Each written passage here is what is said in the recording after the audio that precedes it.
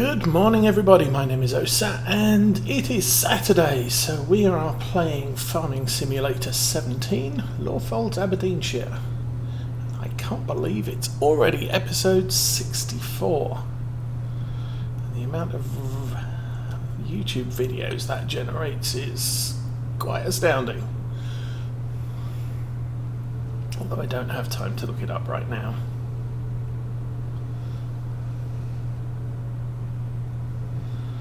I think the average stream is about 2.5 hours, and I try and split them into 30-minute segments, although the early ones I didn't, so they're a straight beginning to end of stream dump to YouTube. So it is 1:44, last day of spring. Twitter notification has just gone out. My phone just beeped.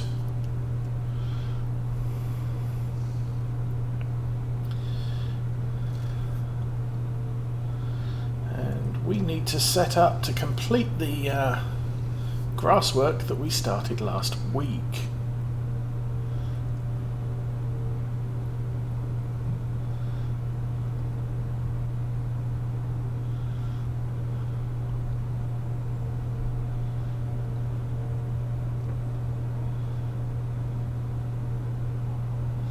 I think I closed all the gates, so we're going to have to open them up again.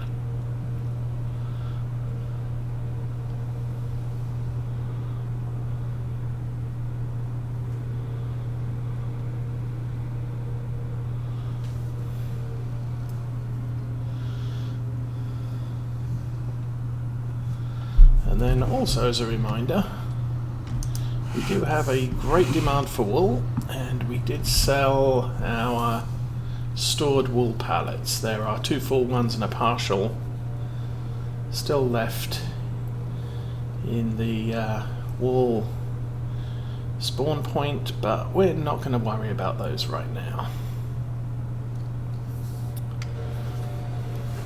Ooh. So,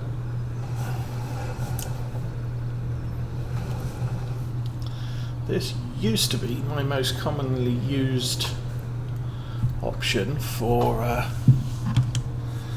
fertilizing grass fields. However, since I made loads of money, this is a free, well, almost free. It costs you gas. A free way of doing it. Yep, that's working. Off you come on. Off you go. You have to pay the gas bill for the tractor, but apart from that, there's no cost to do that this way. Downside is maximum speed 7 miles an hour and only 12-meter width, and a spreader goes faster, a sprayer goes faster, and they both have greater working widths. So when I'm doing it, I'll usually do it in one of those 2 ways. Okay, let's move you up a bit, unfold that, because we need to get back to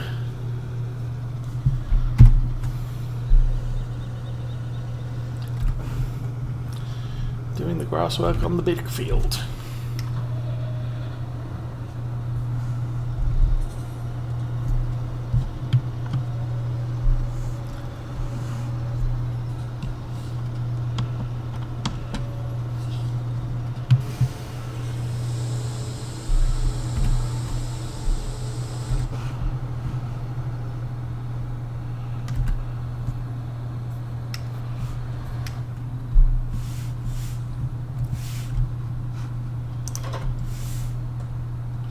Okay, so we can unfold that.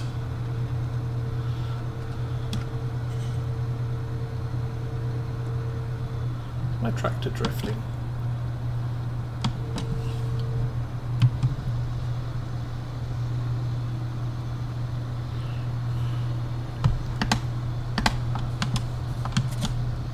Oh, that's the wrong button. Let's try that again.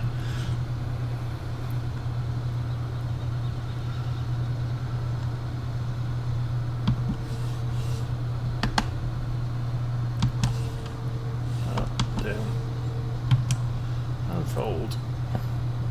Oh.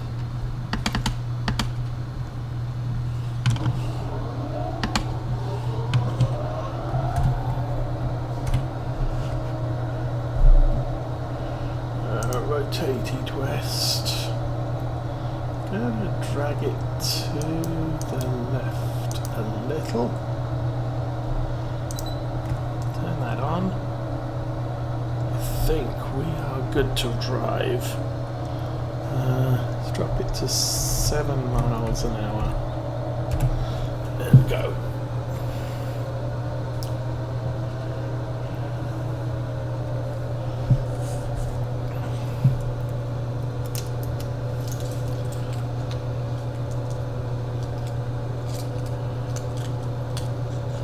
Come on everybody, start moving.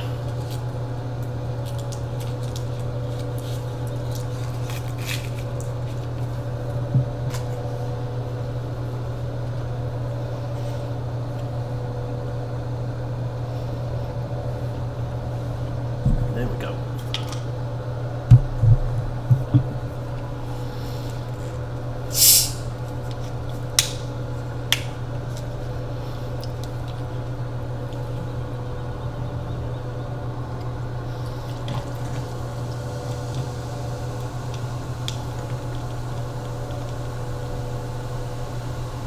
That's better.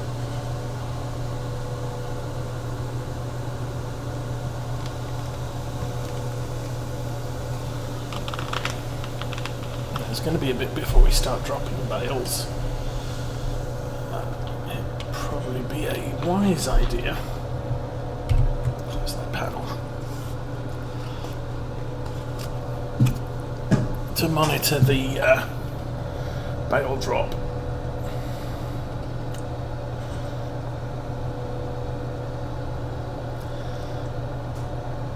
This field is going to take us some time. It's the first time I've actually mowed this field as current format.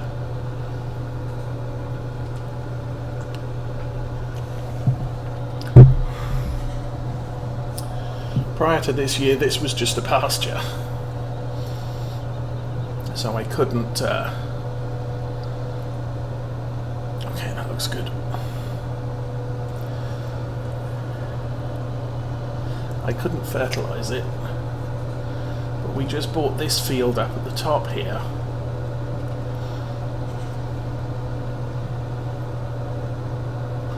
Last year, and we ploughed the whole lot together.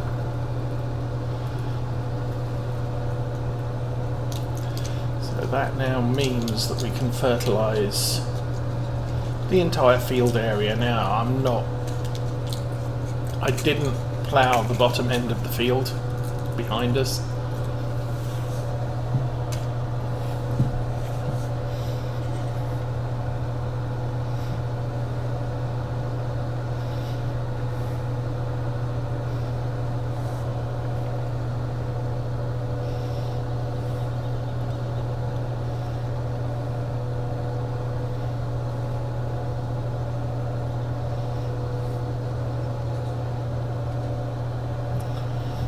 We're definitely churning out bales. Okay.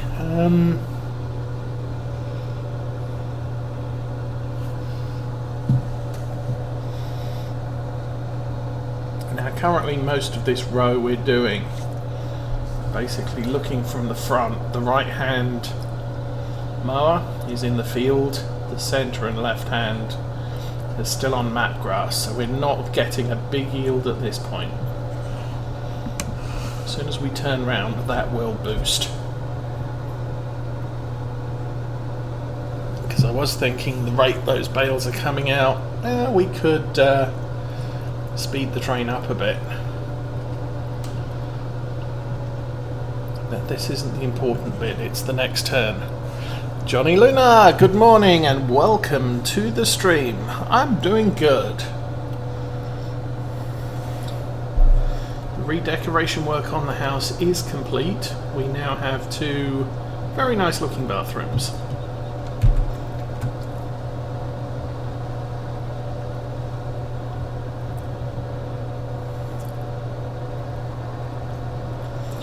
We've got some friends coming over to help us with the yard work this afternoon.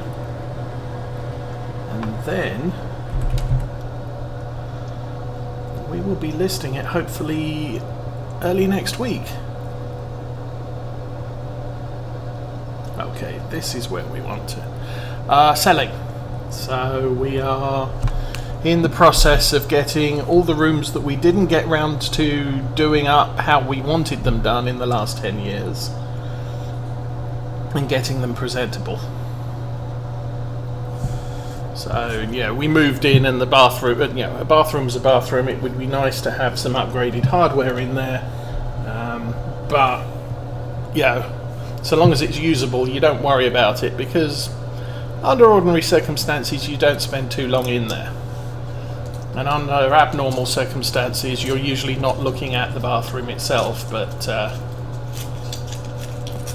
doing other things. So, they've been low on our list of priorities. The ceiling in the basement is a drop ceiling with fiberglass tiles, and some of those were damaged by time, and previous owners didn't shut off the external water, and so that froze and then damaged a bunch of tiles and the ceiling as well. So we had to go and get those replaced.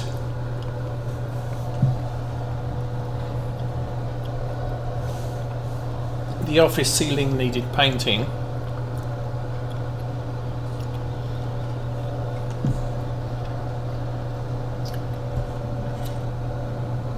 Because it has a vaulted ceiling, there's not as much insulation there as there is in the rest of the house. And it has recessed lighting, which caused condensation during winter, which has stained the ceiling. Now, as the lights blew, I've been replacing everything in the house with LED light bulbs, which don't give off heat, so no condensation. But the ceiling needed to be dealt with, and the stairwell needed to be painted, because I have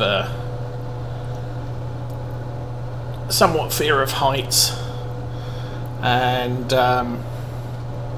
due to motorcycle accidents in my past,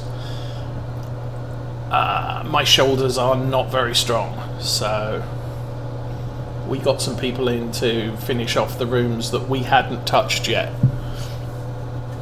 And we've been slowly getting rid of furniture we don't plan to take with us, and staging and keeping minimal amounts of furniture in rooms and staging them so that, here's a bedroom with a bed and a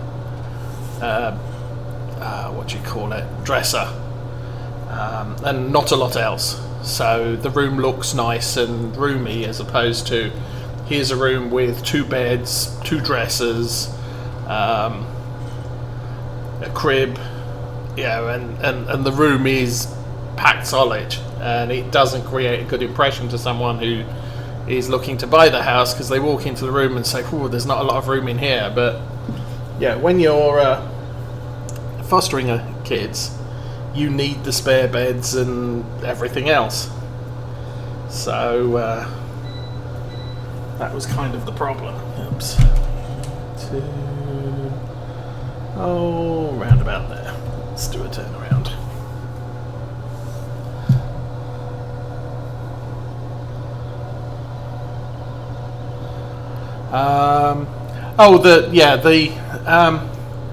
The bathroom ceiling issues wasn't condensation. It was because all of the utilities come in on the exterior wall outside of the bathroom, and the utilities closet is on the inside of the bathroom.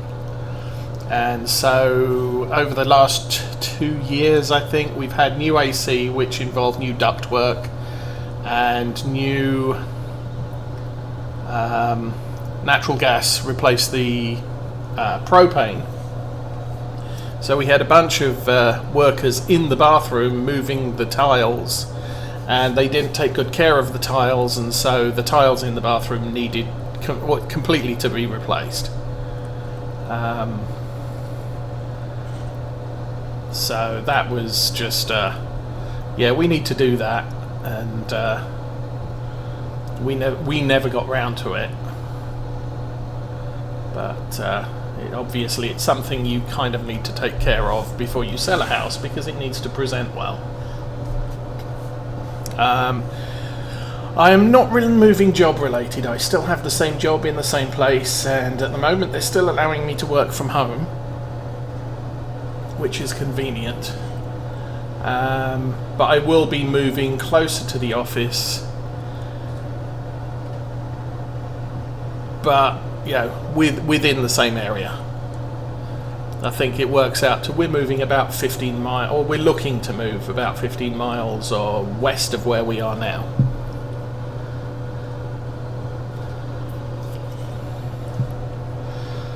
Because at the moment we're kind of in the middle of nowhere, and the move will put us a little further away from Ann Arbor, a little bit closer to Jackson.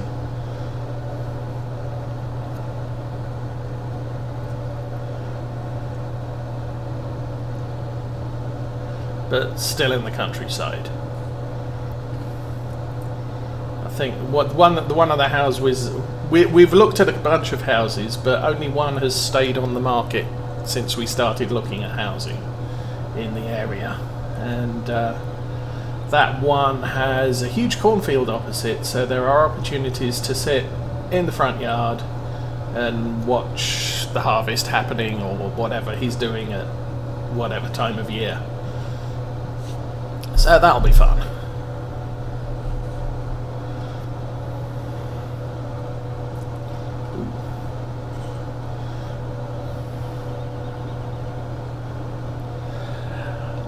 No, it's one of the issues we have in our house. I'm getting old, and my wife's getting old, and we understand that as we get older, stairs are going to become more and more of a problem. And in our current house, the master bedroom is in the basement, the laundry facilities are in the basement, and everything else is on the ground floor. So you have to get up in the morning, have a shower, go upstairs to make breakfast and go to work, effectively. So, and also shopping. The garage is obviously in the basement, and that involves carrying all the groceries up the stairs. And we'd kind of like to avoid that, especially if this is the last house we're going to buy. So the houses we're looking at have everything on the ground floor. So master bedroom, 2 other bedrooms. What else do you have? Laundry facilities, kitchen, garage, everything is upstairs. And the only thing that's downstairs is the whole house water treatment, the HVAC, and all that sort of stuff. So we can live our lives on the ground floor, and we only have to go down to the basement occasionally when we have to go down there. So it's not a mandatory we're climbing stairs every day. So that's kind of what we're looking to move to.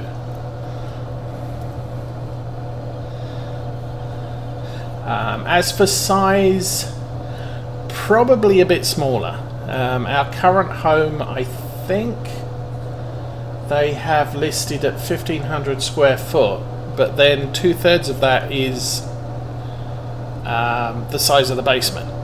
So 1,500 square foot is 500. So the whole developed area of the house that we live in is about 2,400 square feet,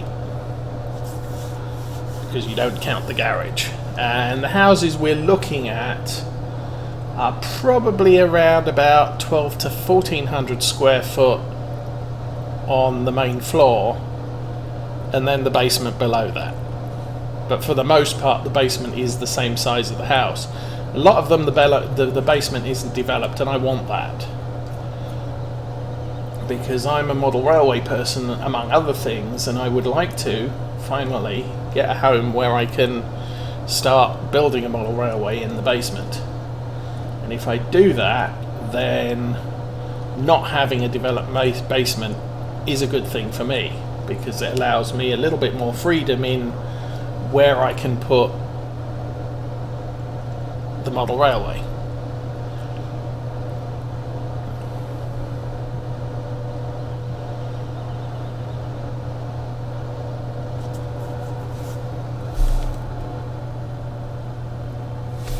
And I already do have another YouTube channel set up. I have not used it or logged into it. So there won't be, or there may be some building videos on that eventually when I actually start my railway modelling stuff. At the moment I've just been collecting rolling stock. I do not need a stair lift. I probably won't need a stair lift. The house that was on the market when we started looking and is still on the market has entry through a walkout basement, so I don't necessarily have to use the interior stairs to go up and down to the basement.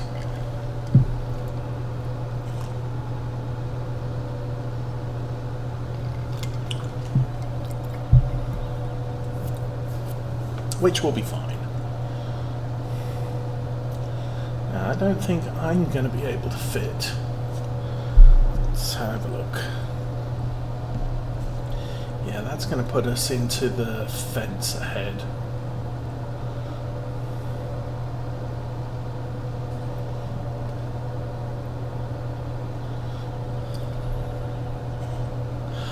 I don't play GTA 5. I don't play racing games, although I think is Truck Sim rated as a racing game? It's kind of funny. But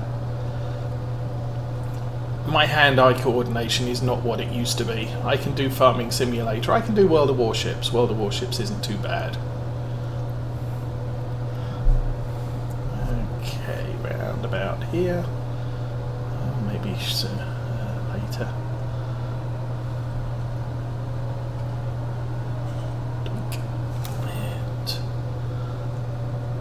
In.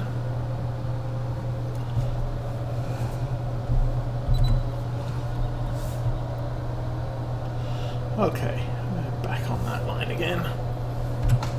Put the cruise control back. Come on, put the cruise control back on. There you go. Has everyone else made the turn? Yeah, kinda.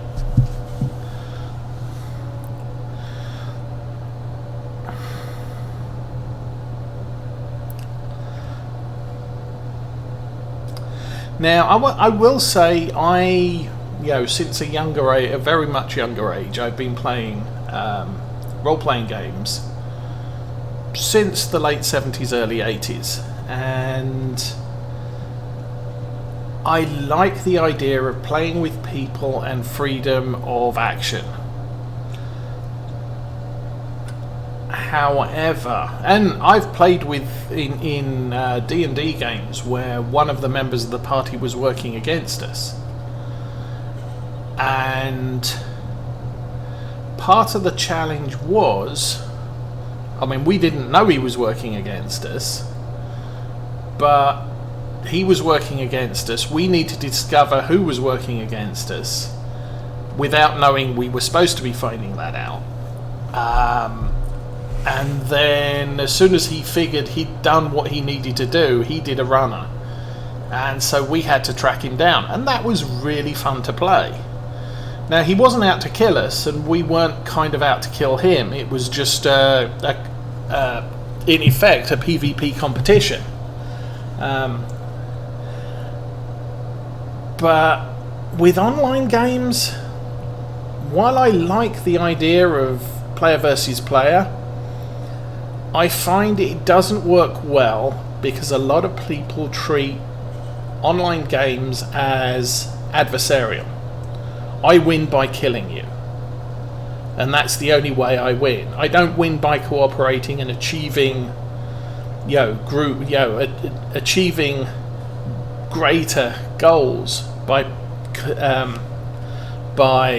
cooperating with people. I win by making everybody else's life a misery. And I started off in Ultima Online, and I ended up taking a basic warrior character, training him up in mining, dressing up as a miner, and just mining. And every so often a bunch of griefers would turn up and try and kill all the miners, and they'd pick on me and I would kill them in a few seconds, because my character was highly trained in weapons and they weren't. They were just starter characters out to grief miners who have no combat ability. And that quickly soured me to the idea of open player versus player in online games. I don't know if GTA prevents PvP, but I get the impression it's the sort of game that encourages PvP, and unless you can deal with the griefing aspect, your player base isn't going to be satisfied. And it's a satisfaction I haven't found in online gaming.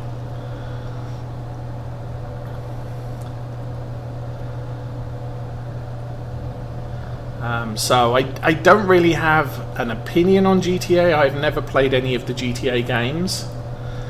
And GTA Online is, in spite of the fact that it's not my style of game, it's probably not my style of online game either.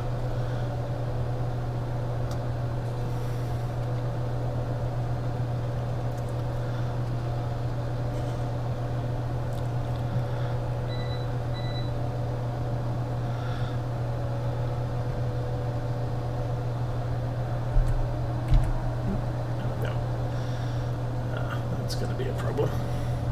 Maybe.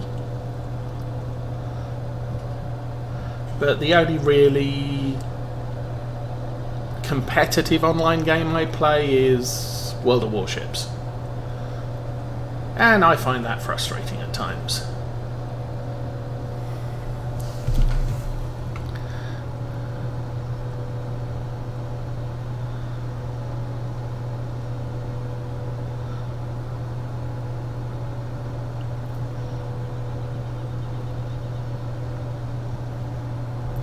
Now, yeah, I mean, there's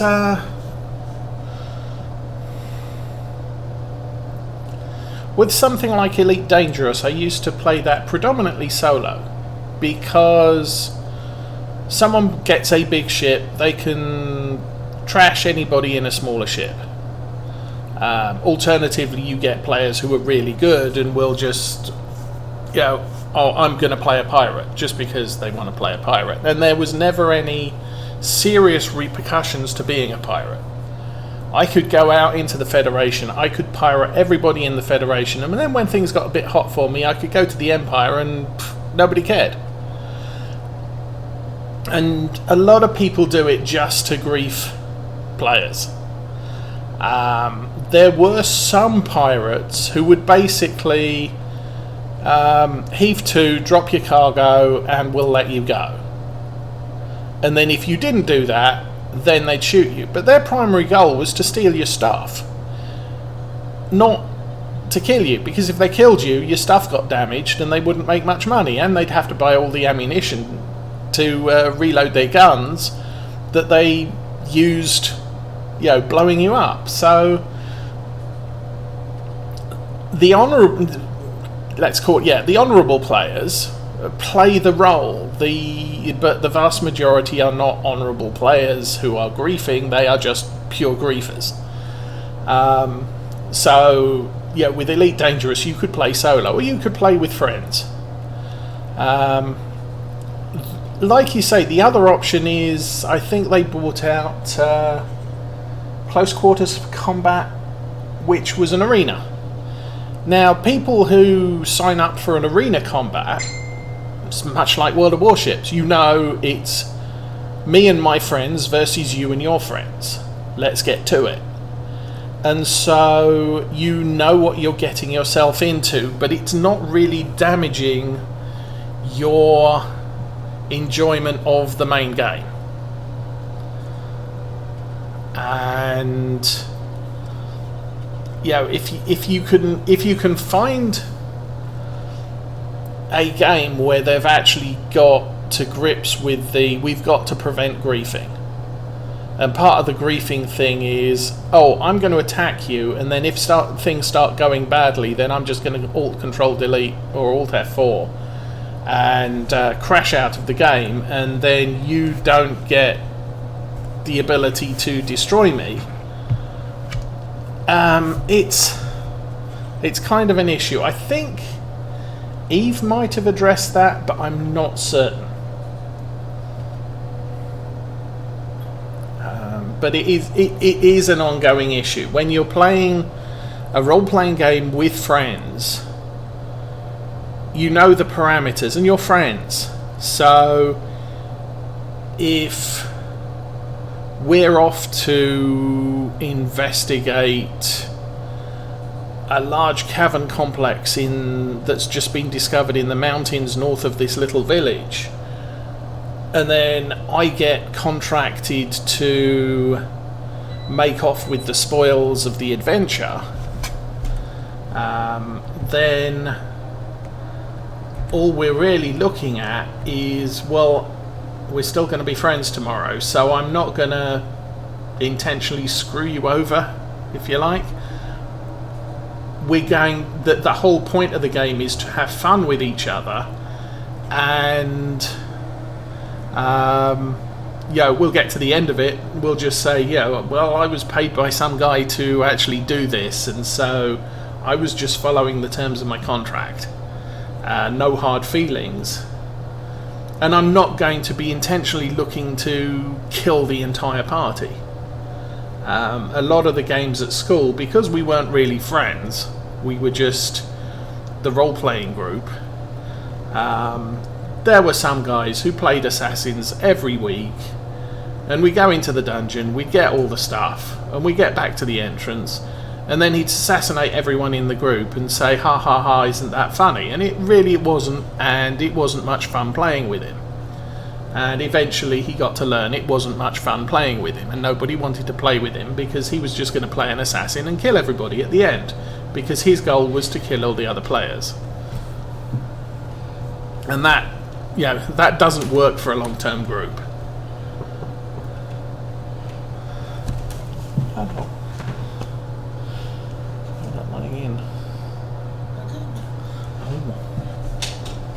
It's only 9:30. But to have heists where you're working together to achieve a goal, I mean, that's standard dungeon crawl for any online game. And to have an arena where you can fight it out with other teams, that's a voluntary entry to player versus player. And while in theory an open world player versus player has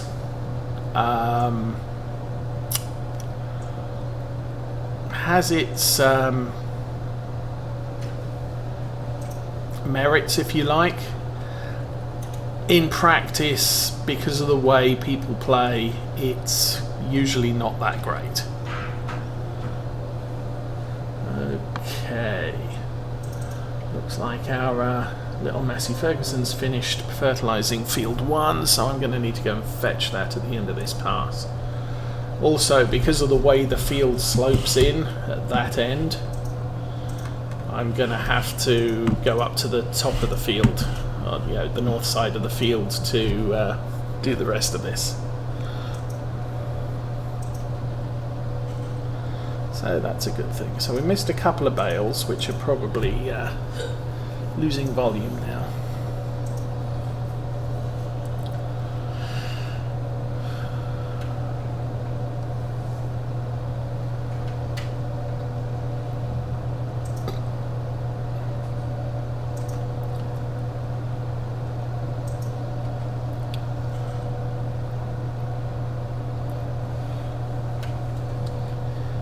Might do is grab the truck wherever I park that, I don't know, and pick up all the bales we've currently done.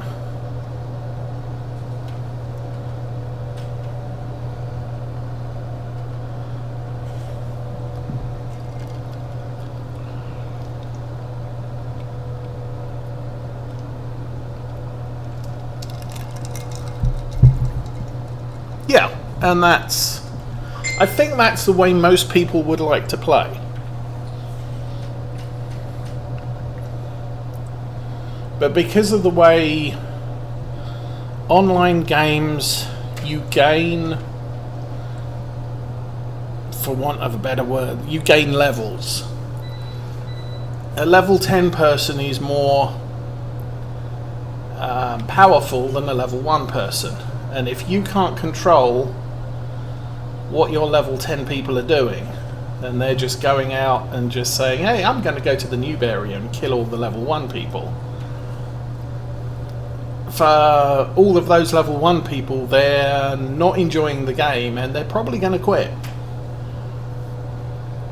But if you're playing it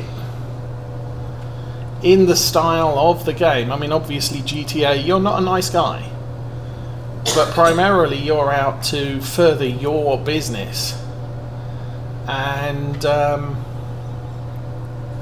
the most part, using business, you're out to beat your competitors. You're not out to kill them necessarily, unless they become a problem. You're just out to outcompete them. Okay, we're going to stop here. We'll jump out and run over here.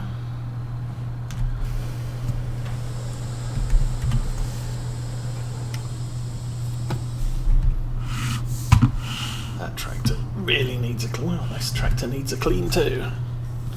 So, we need. Well, that's annoying.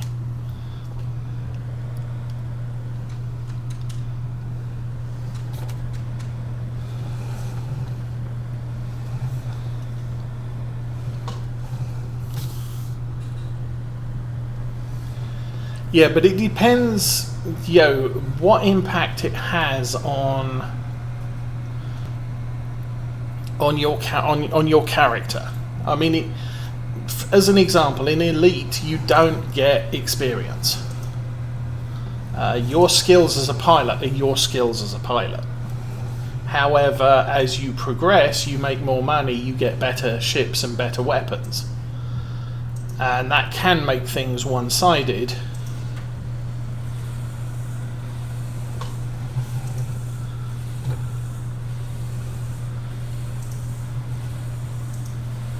And so,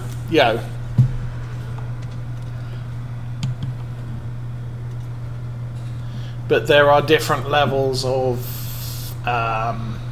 security. If you're in the inner worlds, which is where all the new players start, then there are a lot of police and military forces that are trying to stop random murders. So just because you have a bigger ship and can destroy a smaller player, you're going to gain a reputation that is not going to stand you well if you want to do business in the area where you're doing your wanton murder.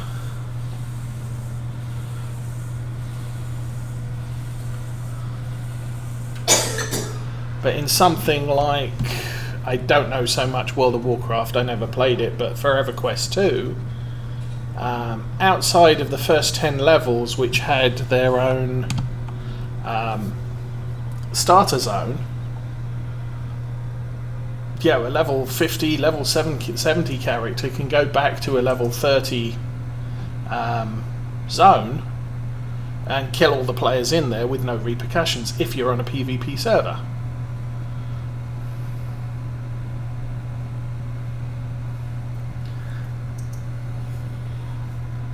And because of the relative or the exponential power increase of leveling in that sort of game, it's not much fun for the lower level person.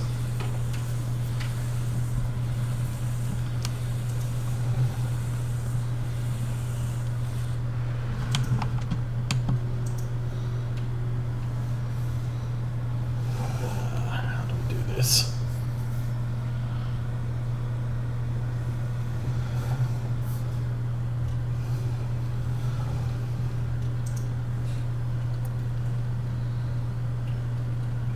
I remember saying Star Wars Galaxies had an interesting way of doing it, because essentially, at least on most of the servers I played on, there was no random PvP action. If you became a Jedi, then the bounty hunters could hunt you down, and you had to defend yourself. But it was set in the times between, I think, A New Hope and Empire Strikes Back.